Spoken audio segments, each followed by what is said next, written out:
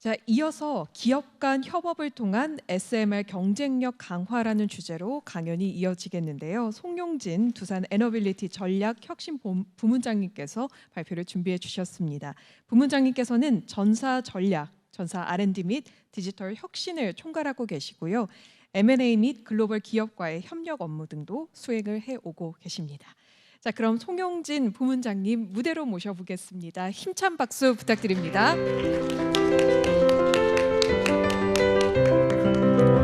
네, 반갑습니다. 지금 소개받은 두산 에너빌리티의 송용진이고요. 오늘 이렇게 좋은 기회를 주셔갖고 발표해 주신 헤럴드 경제에 진심으로 감사드립니다. 뭐 에너지 얘기는 사실 좀 딱딱한 얘기인데요. 좀 가능한 쉽고 좀 재미있게 여러분들께 좀 전달할 수 있도록 노력을 해보겠습니다. 저희 회사 소개를 좀 드리고요. 사실 요즘 가장 중요한 키워드는 탄소 중립과 에너지 안보라는 차원이기 때문에 그런 탄소 중립과 에너지 안보와 관련된 뭐 시사점들을 좀 보고요. 그런 것들을 준비하기 위해서 저희 에너빌리티가 어떤 일을 하고 있고, 특히 그중에서 오늘은 SMR 파운더리 관련된 내용을 좀 공유드리도록 하겠습니다. 저희가 회사 이름을 작년 3월 말 주총에서 바꿨습니다. 근데 아직도 보면 이제 에너빌리티를 잘 모르시는 분들이 계셔갖고 저희가 이제 과거의 이름은 두산중공업이었습니다. 근데 아시다시피 두산 중공업이라 분들이 더 익숙한 분들도 계시지만 저희가 가끔씩 창원에 있는 공장에 고객들 모시고 이렇게 막 공장을 소개해드리면 아주 가끔씩 물어보십니다. 배는 어디서 만드는지 물어보시는 분들이 계시거든요. 그래서 우리나라가 이제 중공업이라는 이름을 쓰고 있으면은 대부분의 조선업이 많기 때문에 저희가 저희 업종을 좀 나타낼 필요도 있었고, 그다음에 중공업이 영어로는 헤비 인더스트리고 한국말로는 중공업 그래갖고 저희가 좀 더 우리 본업을 표현할 수도 있고 저희의 어떤 사업 영역을 좀 표현했으면 좋겠다라는 배경을 갖고 이름을 바꿨습니다. 그래서 저희가 에너지와 서스테너빌리티 합성어인 에너빌리티라는 이름을 재작년에 이제 정했고, 작년에 이제 그래서 그걸 주총을 통과해서 지금 한 1년 6개월 이상 쓰고 있는데 아직도 익숙하지 않은 분들이 계셔서 오늘 다시 한번 좀 말씀드렸고요. 저희는 배 만드는 회사가 아니고 그래서 발전과 담수와 관련된 일을 하는 회사입니다. 그래서 주로 발전에 들어가는 기자재들을 만들고 그 발전기를 갖고 건설을 하고, 또 중동 같은 지역에서는 에너지를 갖고 저희가 바닷물을 담수로 만드는 그런 사업들을 하고 있는 회사입니다. 그래서 저희 에너빌리티는 그런 배경으로 만들어진 이름을 바꿨던 회사고요. 저희 사업장은 크게 두 군데가 한국에 있습니다. 하나는 분당에 있고요. 하나는 창원에 있습니다. 위에 보시는 게 이제 저희 분당에 있는 사옥인데요. 이게 이제 여러분들이 톨게이트를 굉장히 빨리 지나가시면 못 보는데 차가 정체가 됐을 때 이 건물이 보입니다. 그래서 저 건물은 27층짜리 건물이고요. 그래서 저기에서 이제 저희 주로 여러 개 두산그룹 내 여러 회사가 근무하는데 저희 에너빌리티에 뭐 연구 개발하시는 분들이라든지 그다음에 뭐 건설 관련된 영업, 마케팅 그런 본사에서 상당 부분 기능을 여기서 하고 있고요. 사실 본사는 창원에 있습니다. 밑에 보시는 게 이제 저희 창원 공장의 전경인데요. 사실 여기는 보면은 발전소나 이런 데 들어가는 소재부터 최종적인 기기까지 만들 수 있는 그러한 어떤 인티그레이션이 된 공장입니다. 그래서 이 공장 안에는 저희가 예전에 석탄 발전소부터 뭐 계속 준비해 왔지만 지금 계속 공장이 변신해 갖고 왼쪽에 보시는 이런 설비들이 있습니다. 오늘 말씀드릴 원자력 공장이 있고요. 그다음에 저희가 가스터빈 이 최근에 이제 국내에서 최초로 저희가 국내에서 개발한 가스터빈이 김포에서 돌아가고 있는데, 가스터빈을 만들 수 있는 공장, 그러니까 가스터빈에 들어가는 고온 부품 공장, 그다음에 그거를 실제로 테스트할 수 있는 테스트 설비들, 그다음에 수소나 암모니아를 연소할 수 있는 연소 설비들, 풍력 터빈도 여기서 만들고요. 그다음에 주조 단조 같은 소재도 여기서 만들고, 그다음에 3D 프린팅 같은 굉장히 복잡한 형상이나 고부가의 부품들을 만드는 일도 여기서 진행되고 있습니다. 그리고 최근에는 저희가 이 플랜트 안에다가 또 저희 수소 액화 플랜트를 만들어 갖고 창원 지역에 필요한 수소들을 좀 공급을 하고 있고요. 앞으로는 이제 여기다 연료전지 공장들도 좀 저희가 유치를 해갖고 창원 공장도 예전에 보면은 공장에서 생산했던 품목들이 계속 좀 진화되고 있다, 이렇게 보시면 될 것 같습니다. 간단하게 말씀드린 것처럼 저희는 크게 보면 발전과 담수를 하는 회사고요. 그래서 주로 왼쪽에서 보시는 EPC라는 거는 건설을 하는 겁니다. 그래서 여기서 보시는 건 해수 담수화나 발전, 풍력 이런 어떤 그 건설도 하고 있고요.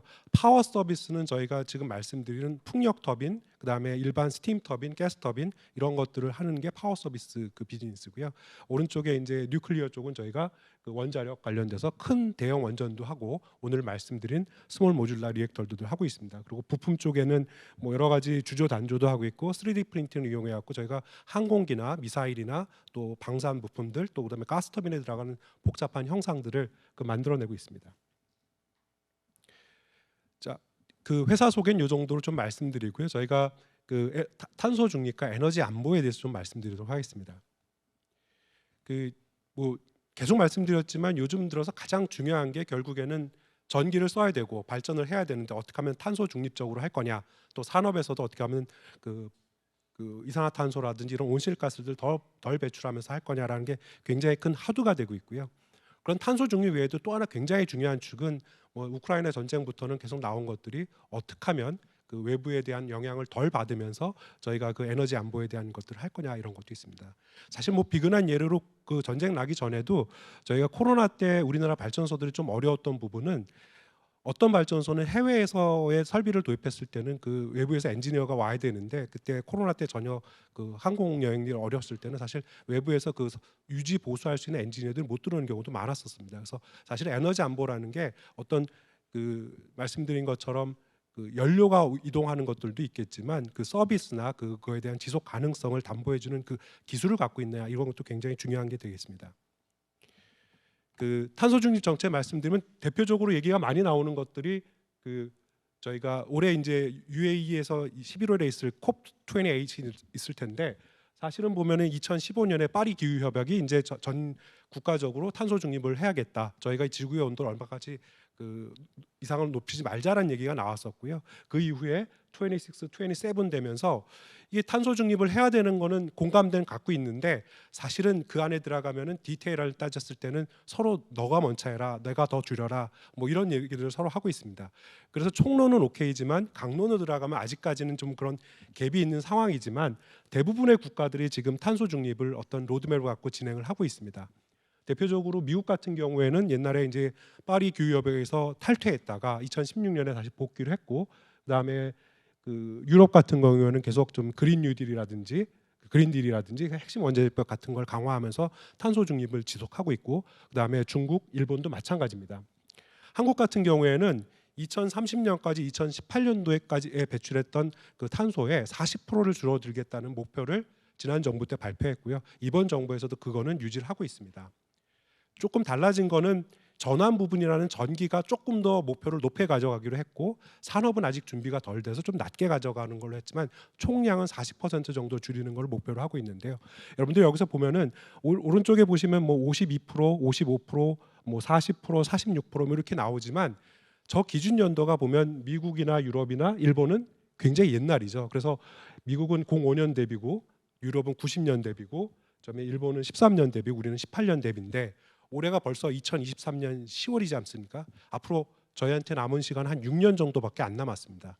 6년 동안 여러분들이 쓰실 수 있는 탄소를 40%를 줄인다는 거는 굉장히 어려운 일이고 사실 있는 거 없는 거 기술 지금 다 해서 해도 굉장히 타이트한 목표가 되겠습니다. 그렇기 때문에 저희가 저 탄소 중립을 위한 기술들을 그 굉장히 개발하고 집중해야 되는 게 지금 현황이고요.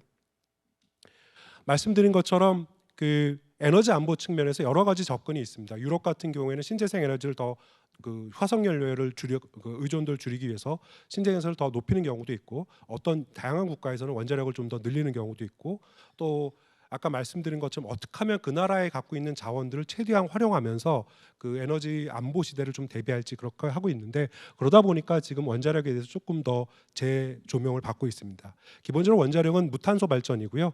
신재생 에너지와 다르게 24시간 일주일 내내 365일 공급할 수 있는 에너지원입니다. 그렇기 때문에 사실은 여러 가지 안전성이나 활용성 확대 측면에서 좀 그 원자력에 대한 재조명을 받고 있고요. 그래서 미국, 유럽 그다음에 여러 국가들에서 지금 그 원자력 특히 스몰 모듈라 리액터라는 조금 작은 원자로에 대해서 굉장히 많은 관심을 갖고 있습니다. 그래서 미국은 대표적으로 청정 에너지원에 원자력을 포함을 했고요. 그다음에 기존 원자력도 유지를 하면서 스몰 모듈라 리액터라는 작은 원전에 대한 그 대규모 투자를 지금 진행하고 있습니다.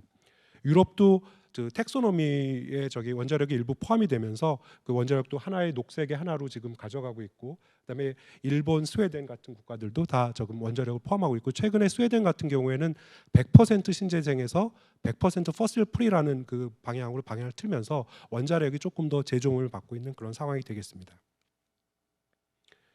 그래서 이게 이제 보시면 각 국가마다 그 탄소 중립을 접근하는 목표가 좀 다릅니다. 그래서 여기 보시는 거는 이제 블룸버그가 크게 그 구분하는 건데, 맨 왼쪽에 보시는 거는 이런 게 가능한 국가도 있습니다. 그래서 실질적으로 보면 그 전기도 신재생 에너지로, 수소도 신재생 에너지로 하고, 그다음에 바이오 에너지도 좀 쓰면서 리사이클이나 저 수요를 좀 감축해 나가자라는 거고요.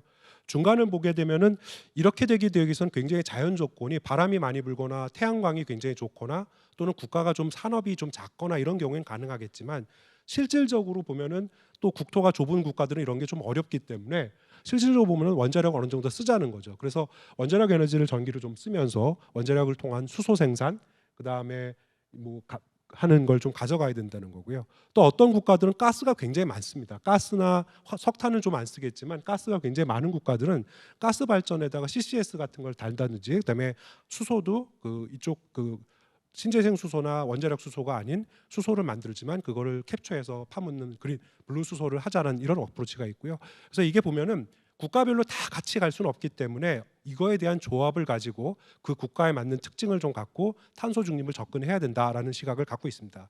그래서 옛날에는 이런 개념만 갖고 있다, 요즘 블룸버그에서 나오는 자료들을 보면은 그 국가가 가져가야 될 믹스들이 어떻게 되는지 이런 것들도 요즘 나오고 있는 그런 상황이 되겠습니다. 여기까지가 이제 저희 회사 소개, 그다음에 탄소 중립과 에너지 안보라는 걸 좀 말씀드렸고요. 그래서 너네는 뭐 하는데라고 질문하시면 저희가 준비하고 있는 내용들을 이제 앞으로 좀 보고 말씀드리도록 하겠습니다. 저희는 그 탄소 중립을 위해서 크게 4가지 포트폴리오를 보고 있습니다. 첫 번째는 가스터빈인데요. 그 가스터빈은 지금은 연료를 가스로 쓰지만 수소를 연소할 수 있는 그 기술들을 개발하고 있습니다. 그래서 저희가 아까 이제 창원 공장에서 그 가스터빈에서 연소기만 바꾸게 되면은 수소도 연소할 수 있기 때문에 그 부분에 대한 실험을 많이 하고 있고요.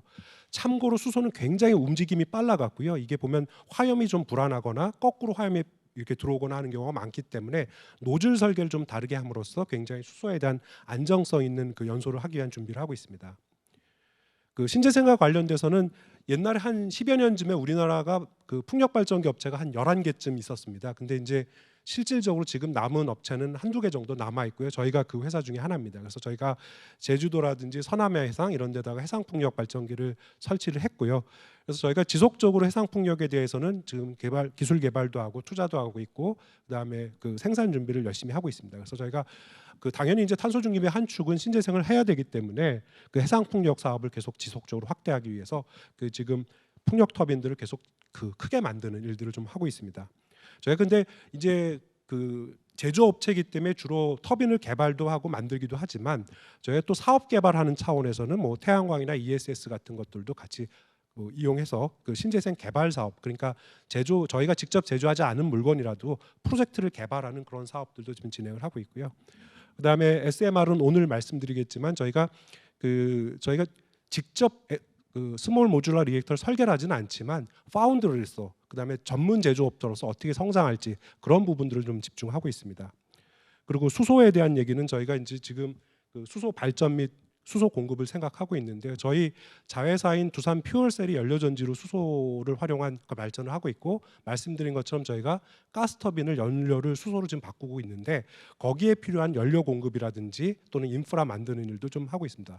그래서 기본적으로 저희는 여기 보시는 것처럼 어떤 탄소 중립과 에너지 안보를 위해서 이렇게 중요한 4가지 사업들을 지금 진행을 하고 있고요. 그 외에도 오른쪽에 보시는 것처럼 여기 들어가는 복잡한 형상의 컴포넌트를 만들기 위해서 3D 프린팅도 하고 있고, 저희가 최근에 이제 대구에서 그 리튬 재활용하는 공장 설립하는 걸 발표했었는데 저희가 갖고 있는 기술을 하다 보니까 굉장히 친환경적인 그 리튬 재활용 기술을 할 수 있기 때문에 폐기물 재활용하는 쪽, 저희가 터빈 블레이드 재활용하든지 리튬 배터리 재활용 같은 그런 재활용 기술들도 좀 개발하고 있고요. 그다음에 이제 맨 밑에 보시는 것도 굉장히 중요한 축 중에 하나입니다. 이 모든 거를 데이터 기반에 갖고 저희가 예측 진단이라든지 디지털 트윈 같은 거를 지금 준비를 하고 있습니다. 저희가 만드는 설비들은 보통 수명이 30년에서 40년은 가는 것들이고 굉장히 그 운용하면서 잠깐 멈추게 되면 여러분들 이 불도 다 꺼질 수가 있거든요. 전기도. 그렇기 때문에 저희가 어떻든 그런 불상사가 생기지 않도록 굉장히 많은 데이터 분석을 하고 예측 진단을 함으로써 저희 설비들이 하드웨어적으로도 완벽하지만 소프트웨어적으로도 어떻게 지속적으로 그 업그레이드되고 유지 보수되게 하는 그런 준비들을 되게 많이 하고 있습니다. 이게 이제 스몰 모듈라 리액터고요. 그 대형 원전이랑 다른 거는 여러분들이 많이 사진에서 보신 대형 원전은 이 큰 그 콘크리트 돔 안에 그 안에 원자로가 들어가 있습니다. 근데 이거는 그런 것들을 다 하나 정도로 만든 거고요. 그다음에 우리나라 대형 원전은 한 1,400메가와트 정도 되는데 이거는 이제 뉴스케일 같은 경우에는 77메가고 보통 300메가보다 좀 작은 그 크기로 만듭니다. 그래서 이거는 지금 뉴스케일 모델을 저희가 들고 나왔는데 어떤 일체형 원자로의 돔까지 다 일체형으로 여기다 만들었다고 보시면 될 것 같고 이거는 통상 운전할 때 여기 보시는 것처럼 수조에다 넣어놓습니다. 그렇게 수조에다 넣어놓은 장점이 외부에서 전기가 끊어지더라도 냉각이 자연 대류에서 되기 때문에 굉장히 안정성을 높였다 보고요. 스몰 모듈라다 보니까 작지만 모듈화가 되니까 예를 들어서 그 여기는 12개짜리를 하는데 그러니까 77메가짜리를 12개까지 설치를 할 수가 있습니다. 그래서 뭐 쉽게 얘기 드리면 돈이 없으면 하나만 설치했다가 그다음에 돈 생기면 2개 더 설치하고 뭐 그럴 수도 있는 거고요. 그다음에 모듈이다 보니까 한 10개 정도 설치했는데 1번은 A 회사라는 데 팔고 2번은 B 회사한테 팔고 전기를 또 3번은 뭐 수소 만드는 데 쓰고 4번은 담수화하는 데 쓰고 뭐 이런 여러 용도로 쓸 수가 있거든요. 그래서 스몰, 작고 모듈라로 돼 있기 때문에 그런 어떤 안정성과 다양하게 쓸 수 있다는 겁니다. 근데 두 번째 경제성에 여기 보시면은요. 그 미국에서 원전을 지금도 이제 올해 그 끝나가는 프로젝트가 하나 있는데 그게 공사 기간이 굉장히 늘어났습니다. 그렇기 때문에 이제 이 SMR이나 더 작은 마이크로 리액터들을 생각하신 분들이 접근하신 방법은 현장에서 작업을 많이 줄이는 겁니다. 왜냐하면 공장에서 아무리 빨리 만들어줘도 공사하는 기간들이 늘어나고 이러면은 그게 다 비용의 부담으로 오기 때문에 현장에서의 작업을 최소화해갖고 공장에서 최대한 만들어갖고 현장에서는 최소한의 작업을 함으로써 납기라든지 그다음에 비용이 넘어가는 그런 일 좀 막겠다는 그 얘기고요. 말씀드린 것처럼 이거는 모듈이기 때문에 각각 모듈마다 다른 목적으로 쓸 수가 있습니다. 원자력 수소 생산, 산업용 열을 만들 수도 있고 마이크로 원전을 해양 원전 같은 데를 할 수 있고 실제로 스몰 모듈라 리액터의 대표적인 거는 뭐 원자력 잠수함이나 항모가 되겠습니다. 그래서 이 미국에 계신 분들을 가끔씩 만나면 그 부분들이 대부분 그런 어떤 그 군대를 가셨을 때 그런 항공모함이나 그 잠수함을 타셨던 분들 생각보다 많이 있습니다. 그래서 이거는 이미 그런 분들한테는 굉장히 익숙한 기술이고 운영에 대한 것도 많이 갖고 있는 그런 상황이 되겠습니다. 이게 저희가 그동안 했던 SMR에 대한 주요 추진 경과인데요.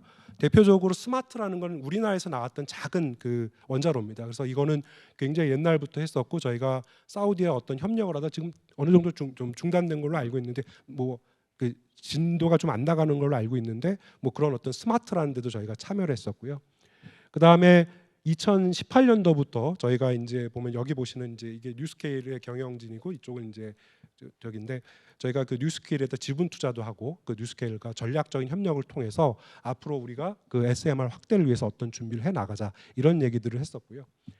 그 다음에 저희 보시는 것처럼 엑스에너지라는 데는 좀 4세대 원전입니다. 그래서 그걸 말씀드리면은 그 뉴스케일은 지금 세대랑 비슷하게 물로 냉각을 하는데 저 엑스에너지라는 데는 헬륨으로 냉각을 합니다. 그래서 냉각 방식이 좀 다른 그 원자로인데 거기와도 저희가 사업 MOU를 체결하고 지금 준비를 하고 있고 국내에서 진행하고 있는 혁신형 XMR, ISMR이라는 것도 저희가 참여해서 그렇게 진행을 하고 있습니다. 제가 그냥 농담으로 말씀드리면은 2018년도에 우리나라에 두 가지 단어가 없었다고 가끔 얘기합니다. SMR과 ESG라는 단어가 없었는데 요즘 여러분들 신문만 펴면 둘 중에 한 단어는 꼭 나옵니다. 그래서 사실은 한 5년 전만 해도 우리나라에 SMR 얘기하시는 분들이 없었는데 저희는 그때부터 준비를 하고 투자를 했었던 그런 상황이고요. 그래서 되게 보면 에너지의 한 축으로 언젠가 올 거로 생각했는데 그 시점이 조금 다가오는 것 같습니다. 자 이제 그래서 오늘 저희가 그럼 SMR을 아까 보시는 이것처럼 대부분은 저희는 설계를 보다 제조하는 전문가들입니다. 그래서 저희가 파운더리라는 걸 지향을 하고 있고요.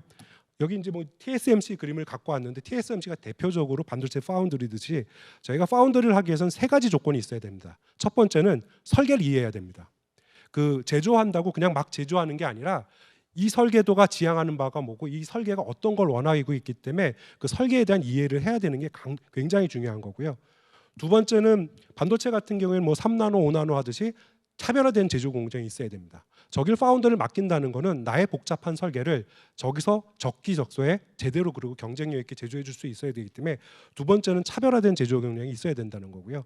세 번째도 굉장히 중요합니다. 우리나라가 그 원자력에 대한 공급망이 굉장히 아직 뭐좀 어려웠다가 지금 살아나고 있는데 서플라이 체인이 굉장히 탄탄하게 있어야 됩니다. 그래서 아까 보시면 그 미국에 있는 회사들 그런 회사들 저희를 찾아온 이유는 미국은 사실은 1번에 있을지 몰라도 1번에 대한 이해는 있을지 2번, 3번이 없습니다. 그 제작 역량이 없고 서플라이 체인이 없기 때문에 저희 같이 설계도 이해하면서 제작 역량을 갖고 서플라이 체인을 가진 업체가 파운더리로서의 그 포지션을 갖고 있는 거고 그렇기 때문에 저희가 SMR에서 앞으로 이런 포지션들을 좀 더 강화하려는 게 저희의 목표입니다. 그래서 여기에 대한 내용들을 하나하나 좀 설명드리도록 하겠습니다. 이제 먼저 그 이거는 사실 저희 창원에 있는 그 근무하시는 그 엔지니어가 찍은 영상이신데 여기 보면 용접 얘기가 나오는데 그 원자로에서의 용접이 얼마나 어려운 건지 그 동영상이 되겠습니다.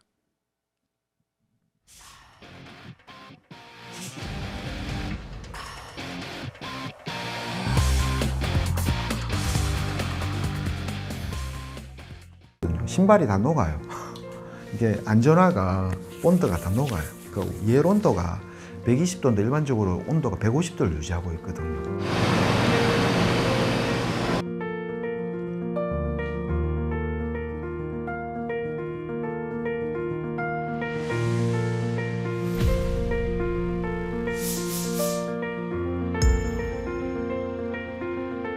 다른 거하고 다르게 원자력은 이거 쓰면 괜찮습니다라고 해서는 안 돼요. 안전을 증명해야만 사용할 수가 있어요. 안에 진짜로 머리카락만한 결함이 있으면 안 돼요, 실제로. 왜냐하면 40년 동안 얘가 가동할 건데 작은 진동에 아주 큰 압력에 얘가 성장할 수 있지 않니?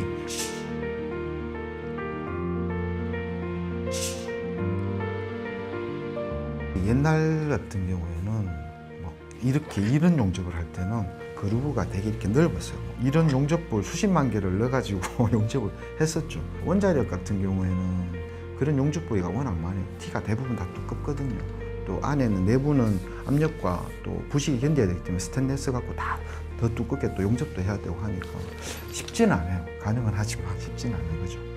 탑 오브 탑 정도로 있는 원자력이 요구하는 크리티컬한 용접 부위가 좀 꽤 많은 부위죠.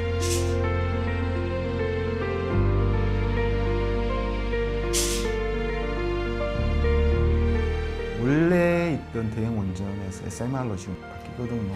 근데 SMR은 아주 작은 것에 원자력 전체를 다 집어넣는 거예요. 원자로, 그 다음에 전기 발생기, 가압기, 펌프 이런 것들이 한 안에 들어가거든요. 모듈화되어 있는데 홀도 다 작고 공간도 없어요. 그래서 용접 작업자가 들어갈 수가 없어요. 그래서 옛날하고 비교한다 하면 공간도 협소하고 품질도 높은 품질을 요구하고 그래서 자동화로 그걸 다 극복해내야 돼요. 지금 현재에서.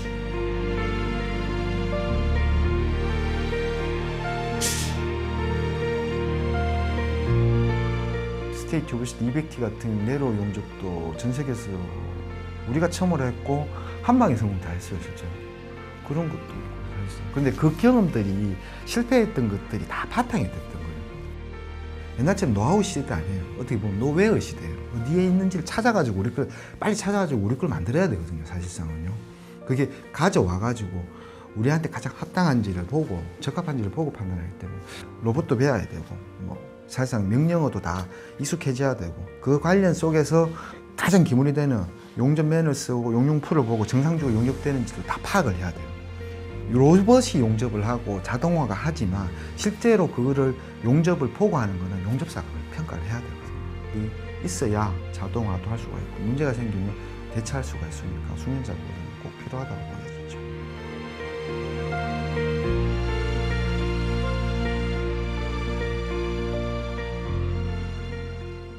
이렇게 저희 현장에서 묵묵히 열심히 일하시는 분들이 있었기 때문에 저희가 그 제조 기술 인정을 받아갖고 사실 해외로부터 계속 파운더리 역할을 할 수 있는 준비를 해 나가고 있는 거고요.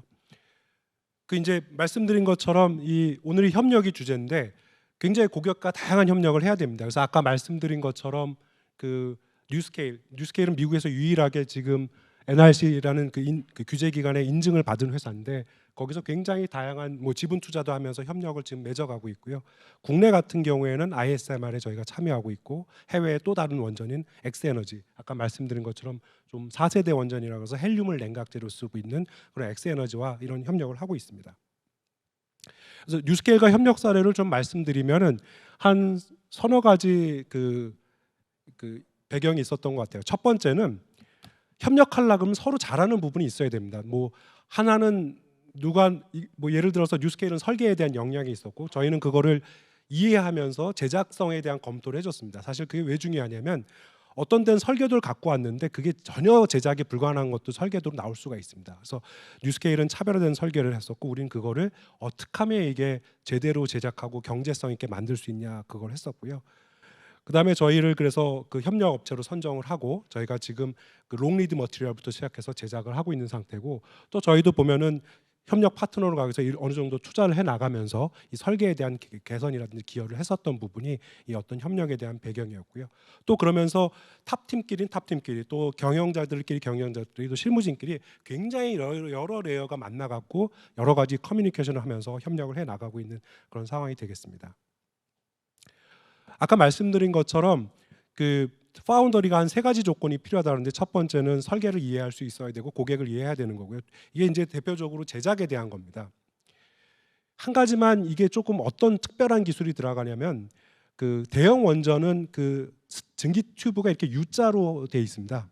크게 이게 한 번만 이렇게 구부리면 되는데 여긴 작은 영역에 들어가니까 스프링처럼 꼬여 있습니다. 저희가 헬리칼 코일이라 그러는데 이 스프링처럼 꼬여 있습니다. 그래서 오른쪽에 보시는 것처럼 이 스프링처럼 그 전열관을 이렇게 꼬아 만들어야 되는 설비 업체랑 만나갖고 이걸 어떻게 만들지를 미리미리 얘기를 해갖고 그걸 지금 한참 설치 중에 있고요. 그래서 저런 어떤 헬리칼 코일을 들어가야 된다는 거고 보시는 것처럼 보면 굉장히 보면 그냥 옛날 기술 갖고는 안 되고요. 첫 번째는 보면 이게 주조 단조를 넘어서 갖고 파우더 메탈러지를 해서 찍어내는 거. 왜냐하면 예를 들어서 옛날엔 1000메가짜리를 1년에 한 번 만들면 되지만 지금은 100메가짜리를 10개 만든다 그러면 생산 속도가 굉장히 빨라져야 됩니다. 그렇기 때문에 제조 공정이 바뀌어야 되기 때문에 이 어떤 PM 힙 같은 새로운 제조 공정, 그다음에 용접 같은 경우에도 아까 보면 복잡한 형상이고 품질도 높아야 되기 때문에 사람이 물론 관찰을 하고 있지만 전자빔 용접이라든지 뭐 더시움 용접 같은 거 하고 그때 보시는 것처럼 여러 가지 로봇 용접을 하고 있습니다.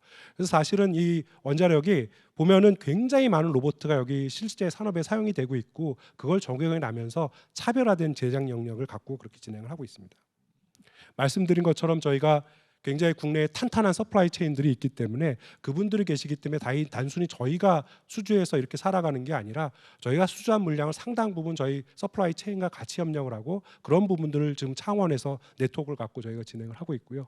보시는 것처럼 정부에서도 보면은 그 여러 가지 그 정부 대 정부 협력도 좀 해주시고 그다음에 금융기관이 저희가 수출하게 됐을 때는 뭐 수출입은행 같은 데서 좀 지원을 해주신다는 것처럼 금융기관에서도 좀 해주시고 저희 지자체에서도 굉장히 많은 협력을 해주시기 때문에 이게 SMR이 그냥 하늘에서 뚝 떨어지는 게 아니라 다양한 협력을 해야지만 이게 하나의 작품으로 나가고 있고 지금 저희가 이제 그 어떤 소재를 만드는 것부터 시작을 해서 곧 이제 본 제품을 제작에 착수하는 그런 단계에 이르렀다고 말씀을 드리겠습니다. 이것도 하나 좀 봐주실게요. 여기 혹시라도 이제 공대에서 오신 분들 계실 수 있지만 공대 분들이 아시는 게 있습니다. 그 교과서에 점 하나 찍기 얼마나 힘든 건지. 이게 저희가 크립 장비입니다. 크립이라는 거는 고온에서 계속 땡기는 건데요. 여기 16만 시간짜리 크립도 있습니다. 20년째 땡기고 있습니다. 왜냐하면 아까 말씀드린 것처럼 그 소재가 과연 쓸지 못 쓸지가 교과서에 없는 경우가 대부분입니다. 그럴 땐 저희가 실험을 해야 되고 20년째 땡겨봐야 점 하나 찍는 겁니다. 그런 것들이 쌓이고 쌓여서 이런 걸 만들고 있기 때문에 저희가 창원에 가면 이 크립 장비 볼 때마다 저거 진짜 점 하나 찍기 위해서 노력을 그렇게 하고 있는 그런 상황이 되겠고요. 그래서 저희가 말씀드린 것처럼 성공적인 SMR 위해서 고객과 설계사의 협력, 공급망의 협력을 통해서 저희가 어떤 새로운 미래의 에너지원, 아까 탄소 중립과 에너지 안보 차원에서 이런 어떤 협력 관계를 구축하면서 그 진행을 하고 있고 특히 지자체에서나 산학연의 그 협력이 굉장히 많이 필요한 부분인데 계속 그런 부분을 지향해 나가고 있습니다. 그리고 이제 끝으로 마지막으로 아까 저희 동영상 보여드렸는데요. 거기 보시면은 저희가 에너지와 관련된 저희 아까 뭐 가스터빈, 수소 여러 가지 사업에 대한 동영상들이 굉장히 많이 올라와 있거든요. 그래서 두산 에너비 TV라고 유튜브에 있는데요. 오늘 보니까 1,340명밖에 구독자가 안 되기 때문에 여러분들이 꼭 구독과 알림, 좋아요 눌러주시면 저희 이 영상 만드는 분들이 굉장히 도움되고, 사실은 조금 어려운 에너지 얘기를 굉장히 쉽게 풀어놨기 때문에 여러분들이 와셔서 오늘 이 제가 말씀드린 얘기를 실제로 접해 보시면 조금 더 쉽게 많이 공부하시지 않을까 그렇게 생각을 하고 있습니다. 경청해 주셔서 진심으로 감사드립니다.